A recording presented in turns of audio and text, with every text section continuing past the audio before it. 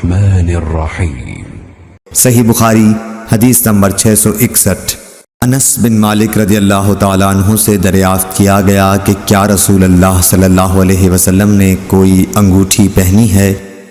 آپ نے فرمایا کہ ہاں، ایک رات عشاء کی نماز میں آپ نے آدھی رات تک دیر کی، نماز کے بعد ہماری طرف متوجہ ہوئے اور فرمایا، لوگ نماز پڑھ کر سو چکے ہوں گے اور تم لوگ اس وقت تک نماز ہی کی حالت میں تھے جب تک تم نماز کا انتظار کرتے رہے۔ حضرت انس رضی اللہ تعالیٰ عنہ نے فرمایا، جیسے اس وقت میں آپ کی انگوٹھی کی چمک دیکھ رہا ہوں، یعنی آپ کی انگوٹھی کی چمک کا سما میری آنکھوں میں ہے۔ صحیح بخاری حدیث نمبر 662۔ عطا بن یسار نے حضرت ابو ہریرہ رضی اللہ تعالیٰ عنہ سے روایت کیا ہے کہ حضور اکرم صلی اللہ علیہ وسلم نے فرمایا کہ جو شخص مسجد میں صبح شام بار بار حاضری دیتا ہے، اللہ تعالیٰ جنت میں اس کی مہمانی کا سامان کرے گا، وہ صبح شام جب بھی مسجد میں جائے۔ صحیح بخاری حدیث نمبر 663۔ عبداللہ بن مالک بن بحینہ سے روایت ہے کہ نبی کریم صلی اللہ علیہ وسلم کا گزر ایک شخص پر ہوا۔ دوسری سند امام بخاری نے کہا کہ مجھ سے عبد الرحمن بن بشر نے بیان کیا، کہا کہ ہم سے بہز بن اسد نے بیان کیا، کہا کہ ہم سے شعبہ نے بیان کیا، کہا کہ مجھے سعد بن ابراہیم نے خبر دی، کہا کہ میں نے حفص بن عاصم سے سنا، کہا کہ میں نے قبیلہ ازد کے ایک صاحب سے جن کا نام مالک بن بحینہ رضی اللہ تعالیٰ عنہ تھا سنا کہ رسول اللہ صلی اللہ علیہ وسلم کی نظر ایک ایسے نمازی پر پڑی جو تکبیر کے بعد 2 رکعت نماز پڑھ رہا تھا۔ حضور صلی اللہ علیہ وسلم جب نماز سے فارغ ہو گئے تو لوگ اس شخص کے ارد گرد جمع ہو گئے اور حضور صلی اللہ علیہ وسلم نے فرمایا، کیا صبح کی 4 رکعتیں پڑھتا ہے؟ کیا صبح کی 4 رکعتیں ہو گئیں؟ اس حدیث کی مطابقت غندر اور معاذ نے شعبہ سے کی ہے جو مالک سے روایت کرتے ہیں۔ ابن اسحاق نے سعد سے، انہوں نے حفص سے، عبداللہ بن بحینہ سے اور حماد نے کہا کہ ہمیں سعد نے حفص کے واسطے سے خبر دی اور وہ مالک کے واسطے سے۔ صحیح بخاری حدیث نمبر 664۔ حضرت اسود بن یزید نخعی نے کہا کہ ہم حضرت عائشہ رضی اللہ تعالیٰ عنہا کی خدمت میں حاضر تھے، ہم نے نماز میں ہمیشگی اور اس کی تعظیم کا ذکر کیا۔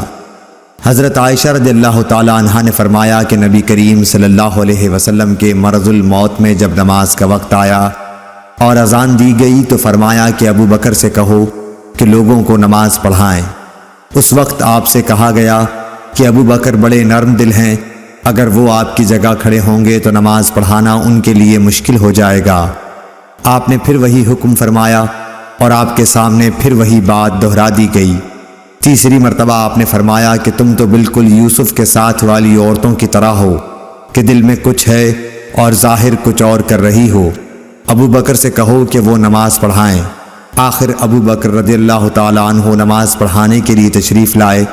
اتنے میں نبی کریم صلی اللہ علیہ وسلم نے مرض میں کچھ کمی محسوس کی اور 2 آدمیوں کا سہارا لے کر باہر تشریف لے گئے۔ گویا میں اس وقت آپ کے قدموں کو دیکھ رہی ہوں کہ تکلیف کی وجہ سے زمین پر لکیر کرتے جاتے تھے۔ ابو بکر رضی اللہ تعالیٰ عنہ نے یہ دیکھ کر چاہا کہ پیچھے ہٹ جائیں، لیکن حضرت صلی اللہ علیہ وسلم نے اشارے سے انہیں اپنی جگہ رہنے کے لیے کہا، پھر ان کے قریب آئے اور بازو میں بیٹھ گئے۔ جب اعمش نے یہ حدیث بیان کی، ان سے پوچھا گیا کہ کیا نبی کریم صلی اللہ علیہ وسلم نے نماز پڑھائی؟ اور ابو بکر رضی اللہ تعالیٰ عنہ نے آپ کی اقتدا کی اور لوگوں نے ابو بکر رضی اللہ تعالیٰ عنہ کی نماز کی اقتدا کی۔ حضرت اعمش نے سر کے اشارے سے بتلایا کہ ہاں۔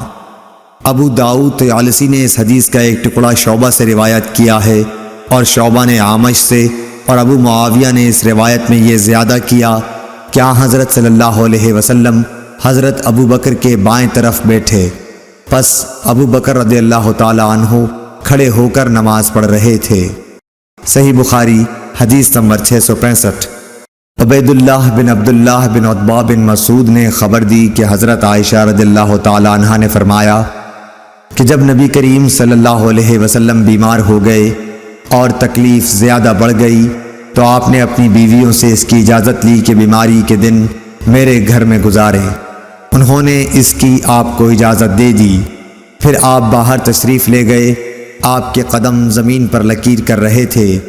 آپ اس وقت عباس رضی اللہ تعالیٰ عنہ اور ایک اور شخص کے بیچ میں تھے، یعنی دونوں حضرات کا سہارا لیے ہوئے تھے۔ عبید اللہ راوی نے بیان کیا کہ میں نے یہ حدیث حضرت عائشہ رضی اللہ تعالیٰ عنہا کی عبداللہ بن عباس سے بیان کی تو آپ نے فرمایا اس شخص کو بھی جانتے ہو جن کا نام حضرت عائشہ نے نہیں لیا؟ میں نے کہا کہ نہیں۔ آپ نے فرمایا کہ وہ دوسرے آدمی حضرت علی رضی اللہ تعالیٰ عنہ تھے۔